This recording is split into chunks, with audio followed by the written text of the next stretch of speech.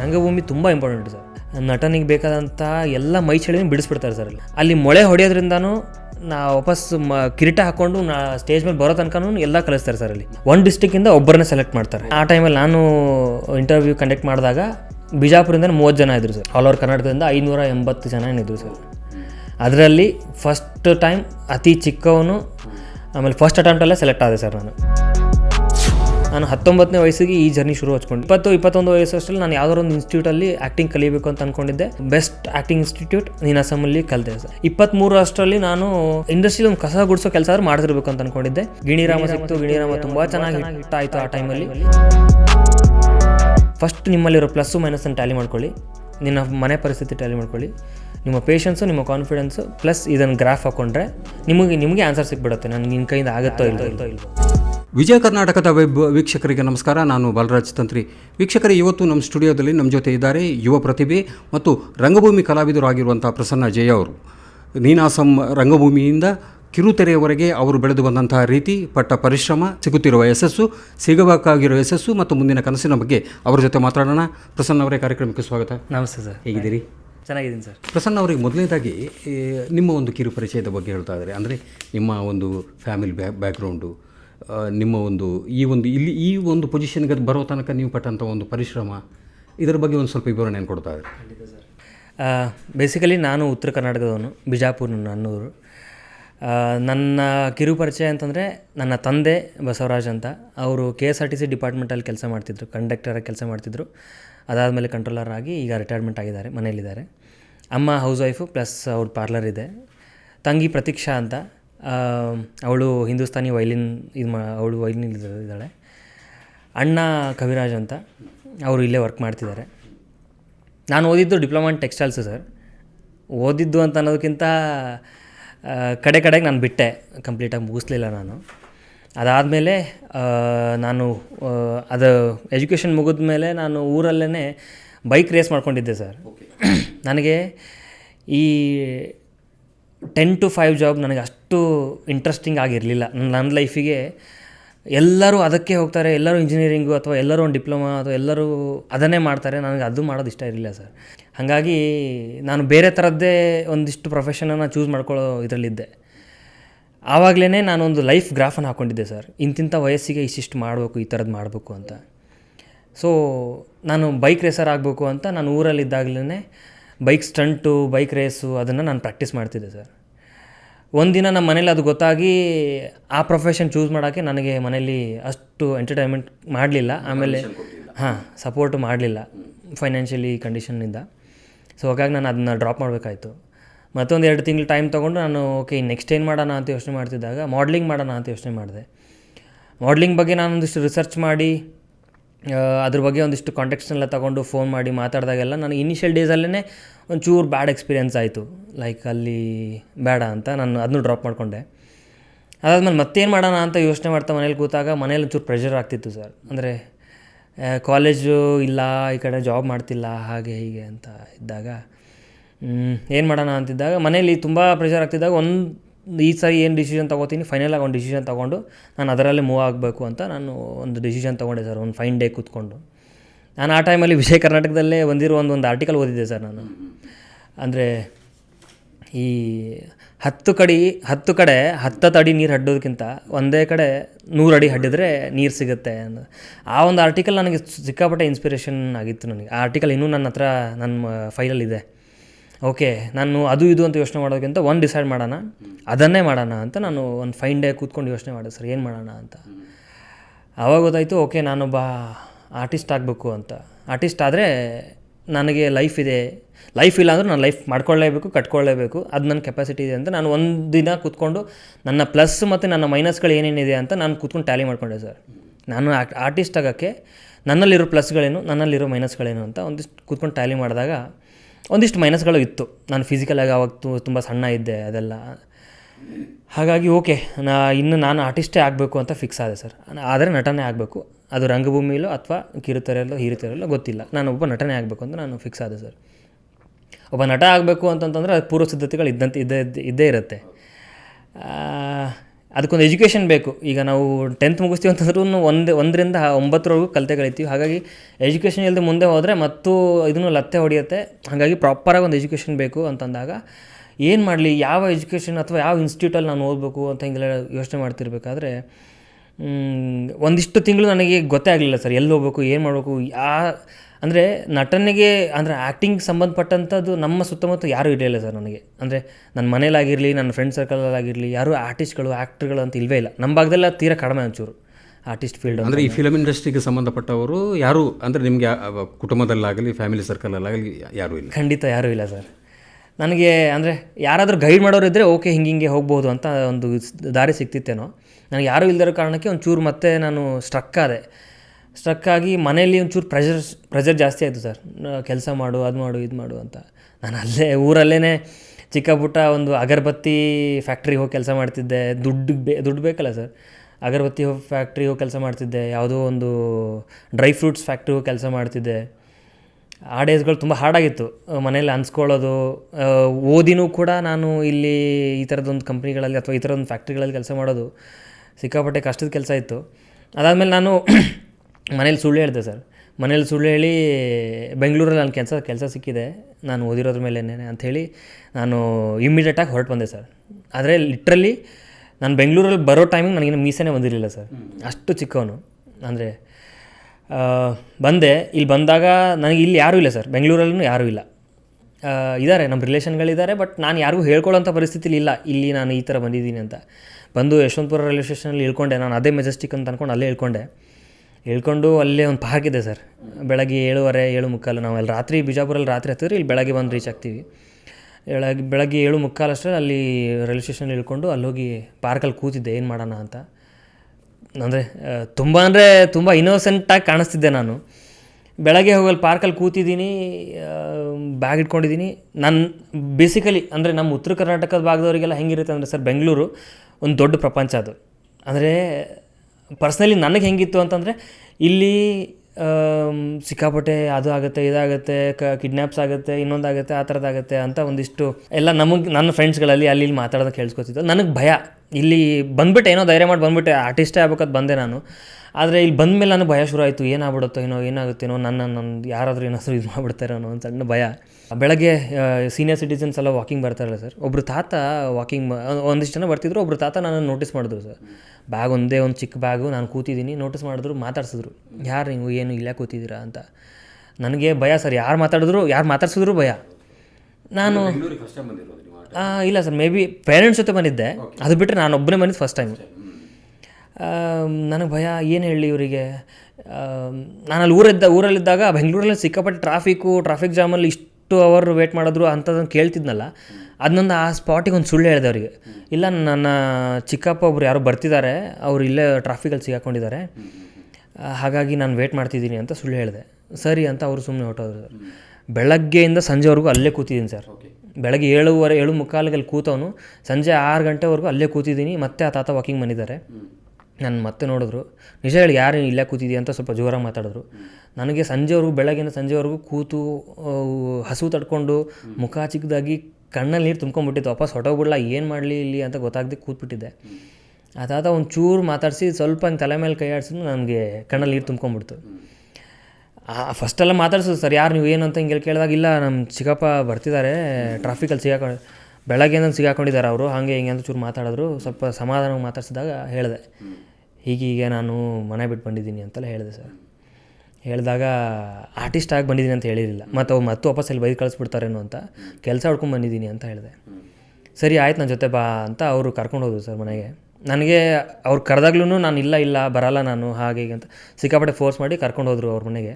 ಕರ್ಕೊಂಡೋಗಿ ಅವ್ರ ಮಗಂದೊಂದು photo studio ಇತ್ತು ಸರ್ ಇಲ್ಲಿ ಜಾಲಹಳ್ಳಿಯಲ್ಲಿ. ಅಲ್ಲಿ ಅವ್ರ ಸ್ಟುಡಿಯೋಲ್ಲಿ ಒಂದು ಕೆಲಸ ಕೊಟ್ಟರು ಸರ್. ಒಂದು ರೂಮ್ ಮಾಡಿ ಒಂದು ಕೆಲಸ ಕೊಟ್ಟರು. ದಿನ ಅಲ್ಲಿ ಕ್ಲೀನ್ ಮಾಡೋದು, ಅಲ್ಲಿ ಇರೋದು. ಒಂದು 3 ತಿಂಗಳು ಕೆಲಸ ಮಾಡಿದೆ ಸರ್ ನಾನು.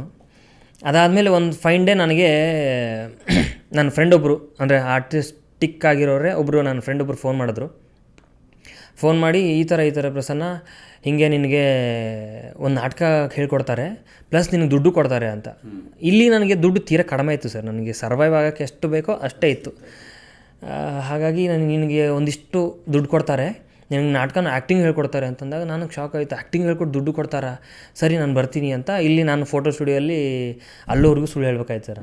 ಇಲ್ಲ ನಂದು ಎಕ್ಸಾಮಲ್ಲಿ ಫೇಲ್ ಆಗಿದ್ದೆ, ಅದು ಎಕ್ಸಾಮ್ ಇದು ಮಾಡಿದ್ದೀನಿ, ಅದನ್ನ ಬರೆಯೋಕ್ಕೆ ಹೋಗ್ತಿದ್ದೀನಿ ನಾನು, ಕಳಿಸ್ಕೊಡಿ ನನಗೆ ಅಂತ. ಹಾಗಾಗಿ ಅವರು ಕಳಿಸ್ಕೊಟ್ರು ಸರ್. ನನಗೆ ಅವ್ರ ಮೇಲೆ ತುಂಬ ಗೌರವ ಇದೆ. ನನ್ನ ಇಲ್ಲಿ ಏನೂ ಇಲ್ದಿರೋ ಇದ್ರಲ್ಲಿ ಟೈಮಲ್ಲಿ ನನ್ನನ್ನು ಇಟ್ಕೊಂಡ್ರು. ವಾಪಸ್ ನಾನು ಹೋದೆ, ವಾಪಸ್ ನಾನು ಊರಿಗೆ ಹೋದೆ ಸರ್, ಬಿಜಾಪುರಿಗೆ ಹೋದೆ. ಅಲ್ಲೇನೇ 2 ತಿಂಗಳು ನಾಟಕದ ರಿಹರ್ಸಲ್ ಮಾಡಿಸಿದ್ರು. ಮಾಡಿಸಿ ತಿರುಗಾಟ ಅಂತ ಮಾಡ್ತೀವಿ ಸರ್, ನಾಟಕನ ತಿರುಗಾಟ ಅಂತ ಮಾಡ್ತೀವಿ. ಬೆಪ್ತ ಕಡಿ ಬೋಳೆ ಶಂಕರ, ಕೃಷ್ಣೇಗೌಡರ ಆನೆ ಅಂತ ಒಂದು 2 ನಾಟಕ, ಈ 10th ಮಕ್ಕಳಿಗೆ ಅದು ಪಠ್ಯದಲ್ಲಿರುತ್ತೆ ಸರ್. ಆ ನಾಟಕನ ಸ್ಕೂಲ್ ಮಕ್ಕಳಿಗೆ ಮಾಡಬೇಕು. ಆ ನಾಟಕನ ಮಾಡಿಕೊಂಡು ತಿರುಗಾಡಿದ್ವಿ ಸರ್. ಆ ಡ್ಯೂರೇಷನಲ್ಲಿ ನನಗೆ ಅಲ್ಲಿ ಒಬ್ಬರು MC ರಾಮು ಸರ್ ಅಂತ ಒಬ್ಬರು ಡೈರೆಕ್ಟ್ರು ಪರಿಚಯ ಆದರು ಸರ್. ಅವರು ನನಗೆ ನಾಟಕದೆಲ್ಲ ಮುಗಿದಾದ್ಮೇಲೆ ನಾನು ಎಷ್ಟು ಶಾರ್ಪ್ ಆಗಿದ್ದೀನಿ ಅಥವಾ ಅಲ್ಲಿ ಎಷ್ಟು ನಾನು ಕಾನ್ಸಂಟ್ರೇಟ್ ಕೊಟ್ಟು ಕಲಿತಿದ್ದೀನಿ ಅದನ್ನೆಲ್ಲ ಅವ್ರು ಗಮನಿಸಿ, ನೀನಾಸಮ್ಗೆ ಹೋಗ್ತೀಯಾ ಅಂತ ಕೇಳಿ, ಹ್ಞೂ ಸರ್ ಹೋಗ್ತೀನಿ ಸರ್, ನಾನು ದಯವಿಟ್ಟು ಹೋಗಬೇಕು ಹಾಗೆ ಅಂತಂದಾಗ ನನ್ನನ್ನು ಅವ್ರು ಫುಲ್ ಟ್ರೈನಪ್ ಮಾಡಿ ಒಂದು 5-6 ದಿನ ನಾನು ಟ್ರೈನಪ್ ಮಾಡಿ, ನಾನು ಅರ್ಲಿ ಮಾರ್ನಿಂಗ್ ಕರ್ಸ್ಕೊತಿದ್ರು ಸರ್. ಅರ್ಲಿ ಮಾರ್ನಿಂಗ್ ಕರ್ಸ್ಕೊಂಡು ಅವ್ರು ನನ್ನನ್ನು ಟ್ರೈನಪ್ ಮಾಡಿ ರೆಡಿ ಮಾಡಿ ಅವ್ರ ಅಪ್ಲಿಕೇಶನ್ ಇದು ಮಾಡಿಕೊಟ್ಟು ನನಗೆ ನೀನಾಸಮ್ಗೆ 1 ತಿಂಗಳದ್ದು ವರ್ಕ್ಶಾಪ್ ಅಂತ ಬರುತ್ತೆ ಸರ್. ಆ 1 ತಿಂಗಳು ವರ್ಕ್ಶಾಪಿಗೆ ಕಳಿಸಿದ್ರು ಸರ್ ಅವರು. 1 ತಿಂಗಳು ವರ್ಕ್ಶಾಪ್ ಮುಗಿಸ್ದೆ ಸರ್. 30 ಜನ ಇದ್ವಿ 1 ತಿಂಗಳು ವರ್ಕ್ಶಾಪಲ್ಲಿ. ಅಲ್ಲಿ ನಾನು ತೀರಾ ಸಣ್ಣ ಮೀಸೆ ಗಡ್ಡ ಎಲ್ಲ ಇಲ್ಲದೇ ಇರೋ ಕಾರಣಕ್ಕೆ ಕೂದಲೆಲ್ಲ ಉದ್ದ ಬಿಟ್ಕೊಂಡಿದ್ದೆ. ಮೃಚ್ಛಕಟಿಕ ಅಂತ ಒಂದು ನಾಟಕ ಮಾಡಿಸಿದ್ರು ಸರ್ ನಮಗೆ. ಅಲ್ಲಿ ನನಗೆ ಅಂಥ ಏನು ಮೇಜರಾಗಿ ಯಾವುದೂ ಕ್ಯಾರೆಕ್ಟರ್ ಸಿಗಲಿಲ್ಲ. ಚೇಟ ಅಂತ ಒಂದು ಕ್ಯಾರೆಕ್ಟರ್, ಚೇಟ ಅನ್ನೋದು ಒಂದು ಹುಡುಗ, ಅದನ್ನೇ ಚೇಟಿ ಅಂತ ಮಾಡಿಬಿಟ್ರು, ನನಗೆ ಲೇಡಿ ಗೆಟಪ್ ಮಾಡಿದ್ರು. ಆ ನಾಟಕ ಮಾಡಿದ್ವಿ.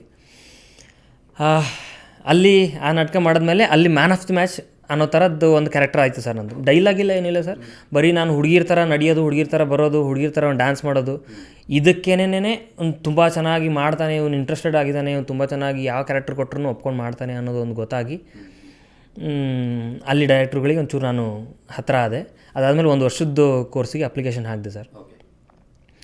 ಅಪ್ಲಿಕೇಶನ್ ಹಾಕಿದಾಗ ಆ ಬ್ಯಾಚಲ್ಲಿ ಏನು 30 ಜನ ಇದ್ರು ಸರ್. 30 ಜನದಲ್ಲಿ 15 ಜನನೂ ಇಂಟರ್ವ್ಯೂಗೆ ಹಾಕಿರ್ತಾರೆ. ಆಮೇಲೆ ನೀನಾಸಮಲ್ಲಿ ಸೆಲೆಕ್ಷನ್ ಪ್ರೊಸೆಸ್ ಹೇಗಿರುತ್ತೆ ಅಂದರೆ ಸರ್, 1 ಡಿಸ್ಟಿಕ್ಕಿಂದ ಒಬ್ಬರನ್ನೇ ಸೆಲೆಕ್ಟ್ ಮಾಡ್ತಾರೆ. ಆಲ್ ಓವರ್ ಕರ್ನಾಟಕದಲ್ಲಿ 1 ಡಿಸ್ಟಿಕ್ಕಿಂದ ಒಬ್ಬರನ್ನೇ ಸೆಲೆಕ್ಟ್ ಮಾಡ್ತಾರೆ. ಹುಡುಗರನ್ನ 15 ಜನ, ಹುಡುಗಿರನ್ನ 5 ಜನ.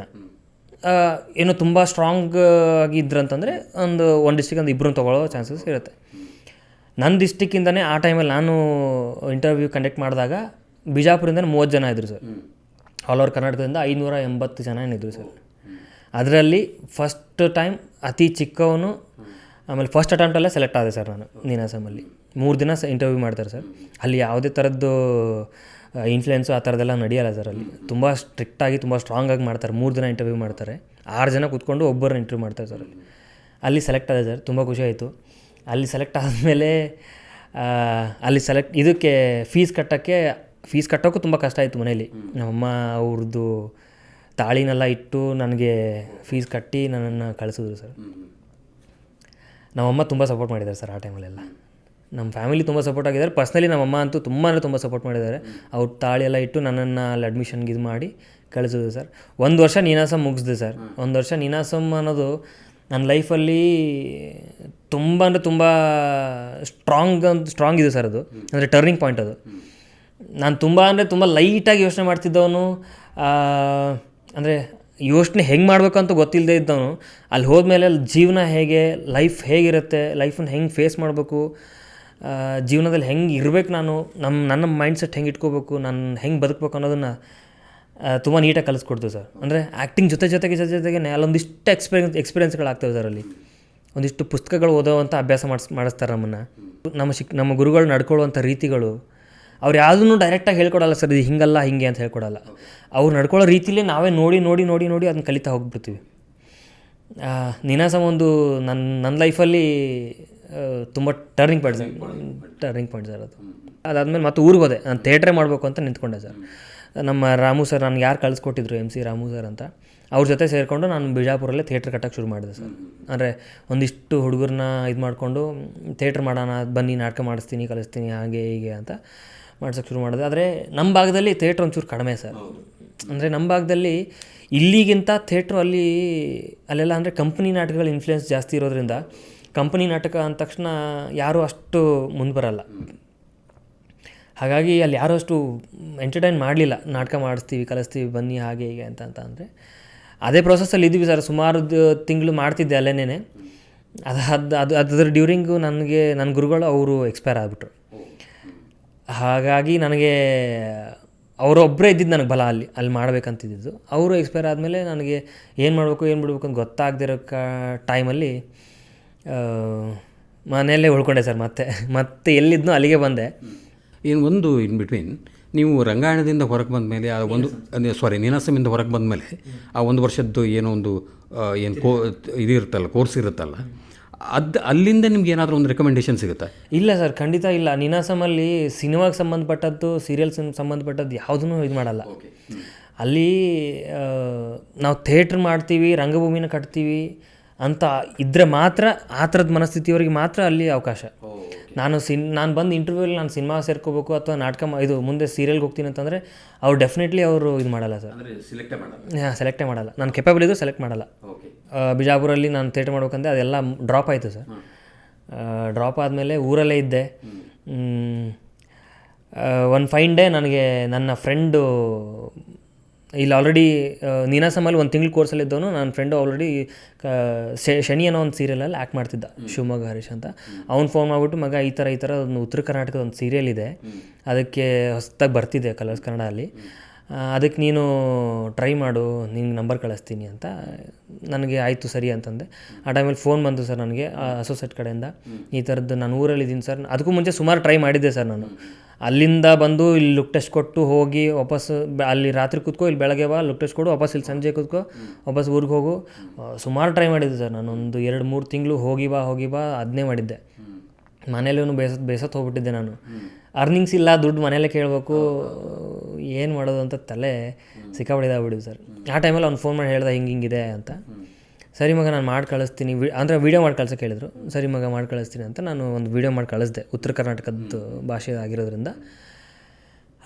ಅದು ಮತ್ತೊಂದು ಸತಿ ಕರ್ಸ್ಕೊಂಡ್ರು ಸರ್. ಕರ್ಸ್ಕೊಂಡು ಇಲ್ಲೊಂದು ಸರಿ ಲುಕ್ ಟೆಸ್ಟ್ ಮಾಡಿದ್ರು. ಲುಕ್ ಟೆಸ್ಟ್ ಮಾಡಿ ಅದು ಕನ್ಫರ್ಮ್ ಆಯಿತು ಸರ್. ಅದು ನಾನು ಫಸ್ಟ್ ಮಾಡಿದ್ದು ಗಿಣಿರಾಮ ಅನ್ನೋ ಒಂದು ಸೀರಿಯಲ್. ಅಲ್ಲಿಂದ ಶುರು ಆಯಿತು ಸರ್ ಜರ್ನಿ ನಂದು. ಅದಾದಮೇಲೆ ಇಲ್ಲಿ ಸೀರಿಯಲ್ ಮಾಡ್ಕೊಂಡು ಬಂದೆ. ಗಿಣಿರಾಮ ಟೈಮಲ್ಲೇನೇ ಏನಾಯಿತು, ಲಾಕ್ಡೌನ್ ಆಗಿಬಿಡ್ತು ಸರ್. ನಾನು ಹೊಸಬ ಆಗಿರೋದ್ರಿಂದ ನಾನು ಇನಿಷಿಯಲ್ ಡೇಸಲ್ಲಿ ನನ್ನ ಪೇಮೆಂಟು ಕಡಿಮೆ ಇತ್ತು ತುಂಬ. ನಾನು ಬೈಕ್ ತೊಗೊಂಡಿದ್ದೆ, ಆಮೇಲೆ ಮೊಬೈಲ್ ತೊಗೊಂಡಿದ್ದೆ, ಅದ್ರದ್ದು EMIಗಳಿತ್ತು. ನನಗೆ ಇಲ್ಲಿ ಬರ್ಡನ್ ಆಗ್ತಿತ್ತು. ಇಲ್ಲಿ ಏನಾಯಿತು ಸರ್, ಲಾಕ್ಡೌನ್ ಆದ ತಕ್ಷಣ ಕಂಪ್ಲೀಟಾಗಿ ಸೀರಿಯಲ್ ಸೆಟಪ್ ಏನಾಯಿತು, ಇಲ್ಲಿ ಬೆಂಗಳೂರು ಶೂಟಿಂಗ್ ಮಾಡದೇ ಇರೋವಂಥ ಪರಿಸ್ಥಿತಿ ಬಂತು. ಅವರೆಲ್ಲ ಹೈದ್ರಾಬಾದ್ಗೆ ಹೋಗ್ಬಿಟ್ರು ಸರ್. ಅಂದರೆ ಯಾರ್ಯಾರು ಮೇಜರ್ ಕ್ಯಾರೆಕ್ಟರ್ಗಳಿರ್ತಾರೆ, ಯಾರ್ಯಾರು ಬೇಕು, ವೆರಿ ಫ್ಯೂ ಆರ್ಟಿಸ್ಟ್ಗಳನ್ನ ಕರ್ಕೊಂಡು ಹೈದ್ರಾಬಾದ್ಗೆ ಹೋಗ್ಬಿಟ್ರು. ನನಗೆ ಮತ್ತು ಅಗೇನ್ ದುಡ್ಡಿಗೆ ಇದಾಗಿತ್ತು. ಆ ಟೈಮಲ್ಲಿ ಝೊಮ್ಯಾಟೊ ಮಾಡ್ಕೊಂಡಿದ್ದೆ ಸರ್ ನಾನು. ತುಂಬ ಅಂದರೆ ಗಿಣಿರಾಮ ಆ ಟೈಮಲ್ಲಿ ತುಂಬ ಫೇಮ್ ಇದ್ದಿದ್ದು ಸೀರಿಯಲು. ಜನ ಗುರುತಿಸ್ತಿದ್ರು ನನ್ನ. ಆಚೆ ಹೋದ್ರು ಗುರುತಿಸ್ತಿದ್ರು, ಊರ ಕಡೆ ಹೋದ್ರು ಗುರುತಿಸ್ತಿದ್ರು.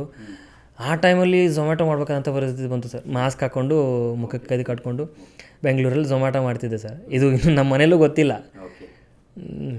ಆಯಿತು ಸರ್, ಝೊಮ್ಯಾಟೊ ಮಾಡ್ತಿದ್ದೆ. ಅದಾದಮೇಲೆ ಮತ್ತೆ ಲಾಕ್ಡೌನು ಇದಾಯಿತು. ಹಾಗೇನು ಮತ್ತು ಅದಾದಮೇಲೆ ಬೇರೆ ಬೇರೆ ಸೀರಿಯಲ್ಗಳು, ನಾನು ಕಾವೇರಿ ಕನ್ನಡ ಮೀಡಿಯಮ್ ಅಂತ ಒಂದು ಸೀರಿಯಲ್ ಮಾಡಿದೆ. ಸೀತಾರಾಮ್ ಸರ್ದು ಮತ್ತು ಶೇಷಾದ್ರಿ ಸರ್ದು ಮತ್ತು ಮಾಯಾಮೃಗ ಅನ್ನೋ ಸೀರಿಯಲ್ ಮಾಡಿದೆ ಸರ್. ನೀನಾದೇನ ಅಂತ ಸ್ಟಾರ್ ಸುವರ್ಣಲ್ಲಿ ಮಾಡಿದೆ. ಈಗ ಪ್ರೆಸೆಂಟು ಇನ್ನು ಅಪ್ಕಮಿಂಗ್ ಸೀರಿಯಲ್ ಇದೆ ಸರ್, ಜಯಲಲಿತಾ ಅಂತ, ಸ್ಟಾರ್ ಸುವರ್ಣಲ್ಲೇ. ಅದನ್ನ ಮಾಡ್ತಾಯಿದ್ದೀನಿ ಸರ್. ಅದರಲ್ಲಿ ಈಗ ಲೇಟೆಸ್ಟ್ ಅಪ್ಕಮಿಂಗ್ ಏನು ಬರ್ತಾ ಇದೆಯಲ್ಲ, ಅದರಲ್ಲಿ ಒಂಥರ ಲೀಡ್ ರೋಲ್ ಥರನ ಹಿಂಗೆ ನಿಮ್ಮದು?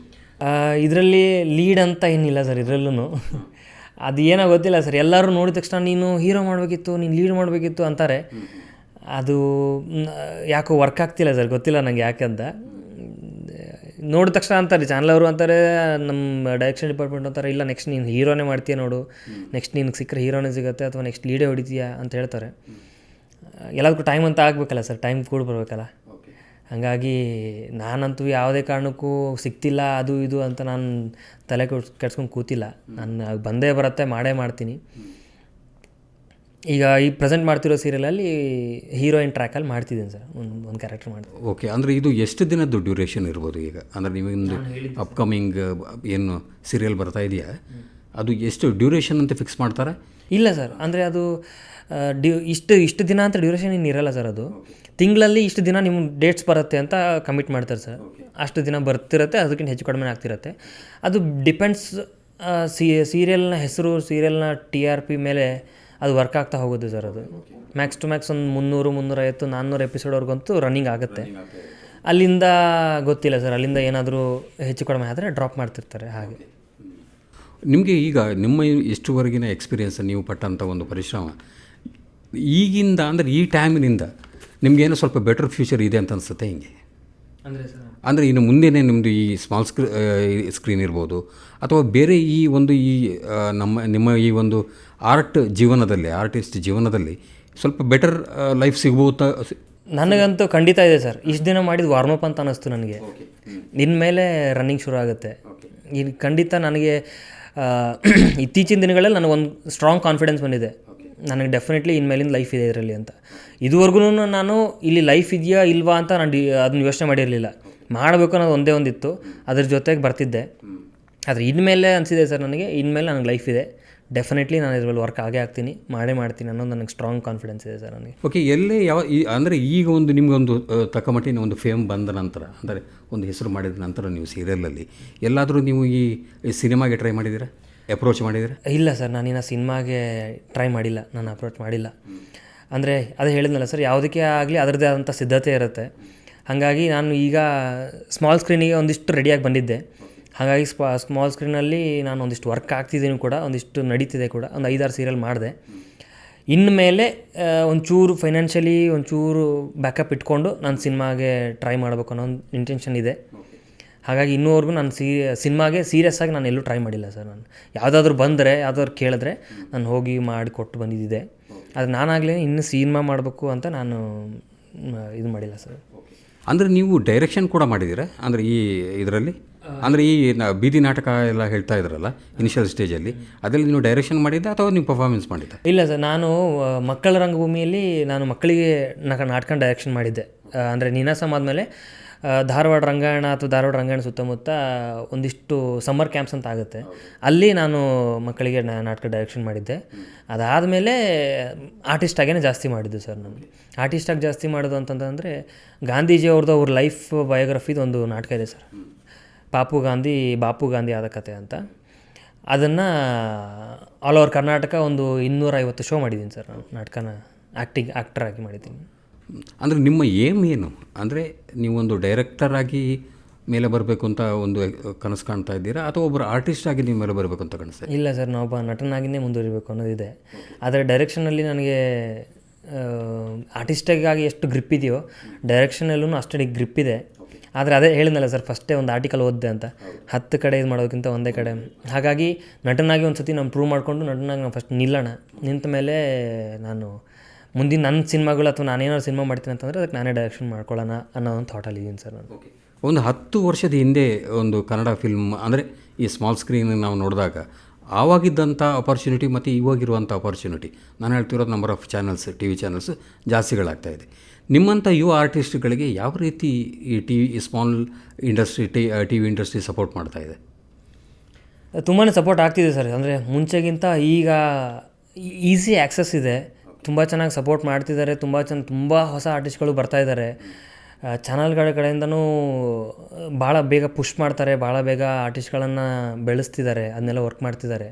ಮುಂಚೆ ಎಲ್ಲ ಅದೇ ಫೋಟೋ ಹಿಡ್ಕೊಂಡು ಓಡಾಡೋಂಥ ಪರಿಸ್ಥಿತಿ ಇತ್ತು. ಈಗ ತುಂಬ ಚೆನ್ನಾಗಿದೆ ಸರ್ ಸ್ಮಾಲ್ ಸ್ಕ್ರೀನ್ ಅಂತ. ಅಂದರೆ TV ಇಂಡಸ್ಟ್ರಿ ಅಂತೂ ತುಂಬ ಚೆನ್ನಾಗಿದೆ ಸರ್ ಈಗ. ಬೆಂಗಳೂರು ಬಿಟ್ಟು ಹೊರತಾಗಿ, ಅಂದರೆ ನಿಮ್ಮ ಎಕ್ಸಾಂಪಲ್ ನಿಮ್ಮದೇ ನೀವು ತಗೊಳ್ಳೋಣಾದರೆ ನೀವು ಬಿಜಾಪುರದಿಂದ ಬಂದಿದ್ದೀರಿ, ಅದೇ ರೀತಿ ಬೇರೆ ಬೇರೆ ಕನಸು ಕಟ್ಕೊಂಡು ಬೆಂಗಳೂರಿಗೆ ಬಂದಿರ್ತಾರೆ. ಅಂಥ ಆರ್ಟಿಸ್ಟ್ಗಳಿಗೂ ಇಲ್ಲಿ ಬೆಂಗಳೂರು ಒಂದು ಸಪೋರ್ಟ್ ಆಗಿ ನಿಂತಿದೆಯಾ ಸರ್? ಇಲ್ಲಿ ಬೆಂಗಳೂರಿಗೆ ದಿನಕ್ಕೆ 1000 ಜನ ಆರ್ಟಿಸ್ಟ್ ಆಗಬೇಕು ಅಂತಲೇ ಬರ್ತಾರೆ ಸರ್. ಆದರೆ ಅದಕ್ಕೆ ಬೇಸಿಕಲಿ ಒಂದು ಸ್ಟ್ರಾಂಗ್ ಮೈಂಡ್ಸೆಟ್ಟು, ಪೇಷನ್ಸು, ಇದು 2 ಬೇಕು ಸರ್. ಆಮೇಲೆ ಎಜುಕೇಷನ್ ಬೇಕು ಸರ್. ಏನು ಮಾಡ್ತಿದ್ದೀವಿ, ಅದೇ ನಾನು ಡೈರೆಕ್ಷನ್ ಮಾಡ್ತೀನಿ ಅಂದರೆ ಅದ್ರದ್ದು ಪ್ರಾಪರ್ ಅದಕ್ಕೊಂದು ಒಂದು ಎಜುಕೇಷನ್ ಇರುತ್ತೆ. ಆರ್ಟಿಸ್ಟಿಗೆ ಒಂದು ಎಜುಕೇಷನ್ ಇರುತ್ತೆ ಸರ್. ಆ ಎಜುಕೇಷನ್ ತೊಗೊಳ್ಳೋದೇ ನಾನು ಮುಂದುವರಿತೀನಿ ಅಂತಂದರೆ ಕಷ್ಟ ಆಗುತ್ತೆ ಸರ್ ನನಗನ್ಸೋದು. ಆಮೇಲೆ ನಾನು ಇಲ್ಲಿವರೆಗೂ ಎಲ್ಲೂ ಒಂದು ಹೆಜ್ಜೆ ಹಿಂದೆ ಹಿಡ್ದೇನೆ ನಾನು ಮುಂದೆ ಹೋಗ್ತಿದ್ದೀನಿ, ಸ್ಲೋ ಹೋದರೂ ಪರವಾಗಿಲ್ಲ ಮುಂದೆ ಹೋಗ್ತಿದ್ದೀನಿ ಅನ್ನೋಕ್ಕೆ ಕಾರಣ ಸರ್, ನಾನು ಹೇಳಿದೆ ಸರ್, ಆವಾಗಲೇ ನಾನು ಊರಲ್ಲಿದ್ದಾಗಲೇ ಒಂದು ಲೈಫ್ದು ಒಂದು ಗ್ರಾಫ್ ಹಾಕ್ಕೊಂಡಿದ್ದೆ ಸರ್. ನಾನು 19 ವಯಸ್ಸಿದ್ದಾಗಲೇ ಇಷ್ಟಿಷ್ಟನ ವಯಸ್ಸಿಗೆ ನಾನು ಇಂಥದ್ದು ಈ ಥರ ಸ್ಥಾನದಲ್ಲಿ ಇರಬೇಕು ಅಂತ ನಾನು ಒಂದು ಗ್ರಾಫ್ ಹಾಕ್ಕೊಂಡಿದ್ದೆ ಸರ್. ಆ ಗ್ರಾಫ್ ಹಾಕ್ಕೊಂಡಿದ್ದ ಕಾರಣನೇ ನಾನು ಶಾರ್ಟ್ ಟರ್ಮಲ್ಲಿ ನಾನು ಏನು ಅಂದ್ಕೊಂಡಿದ್ದು ನಾನು ಅಚೀವ್ ಮಾಡ್ಕೊಂಡು ಬರೋಕ್ಕೆ ಸಾಧ್ಯ ಆಯಿತು. ಅಂದರೆ ಎಕ್ಸಾಂಪಲ್, ನಾನು 19ನೇ ವಯಸ್ಸಿಗೆ ಈ ಜರ್ನಿ ಶುರು ಮಾಡಿದ್ದು ಸರ್. ಆ ಟೈಮಲ್ಲಿ ನಾನು ಆರ್ಟಿಸ್ಟ್ ಆಗಬೇಕಂತ ಯೋಚನೆ ಮಾಡಿದ್ದು. 21 ವಯಸ್ಸಷ್ಟರಲ್ಲಿ ನಾನು ಯಾವುದಾದ್ರು ಒಂದು ಇನ್ಸ್ಟಿಟ್ಯೂಟಲ್ಲಿ ಆ್ಯಕ್ಟಿಂಗ್ ಕಲಿಬೇಕು ಅಂತ ಅಂದ್ಕೊಂಡಿದ್ದೆ.